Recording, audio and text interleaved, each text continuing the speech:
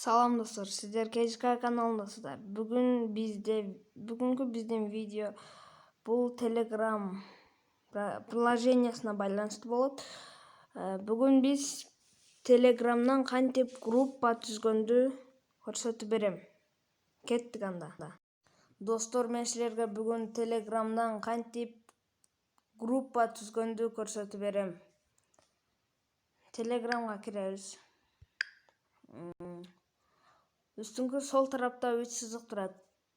Бул 3 сызыкты басабыз. Бул жерде создать группу биринчиде турат. Создать группу деген басабыз. Биз эми бул жерден тааныштарыбызды, мындайча айтканда, участниктерди тандайбыз. Бул группанын участниктери мынтип тандалабыз дагы. Бул жакта подтвердить көк кнопканы басабыз. Ушул 4 участник биздин группага кошулат азыр.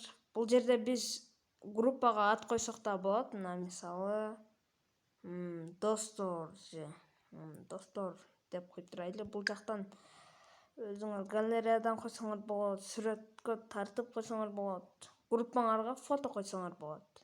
Биз ат коюп бүттүк. Эми болсо биз подтвердить көк птичканы басабыз. Бассак эле уже биздин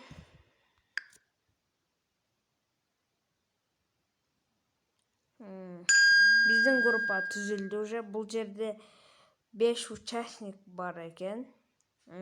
Эгерде силер бул жерде 200 000 адамга чейин кошсоңор болот. Эгерде дагы участник кошом десеңер, добавить участников деп дагы мынтип басып, мисалы мынаны тандайлы, добавить.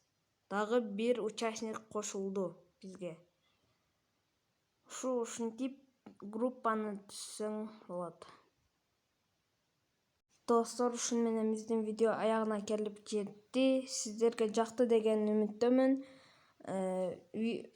Видеонун аягында видеого лайк басып, каналга катталып коюңуздарды суранам. Саламатта калгыла.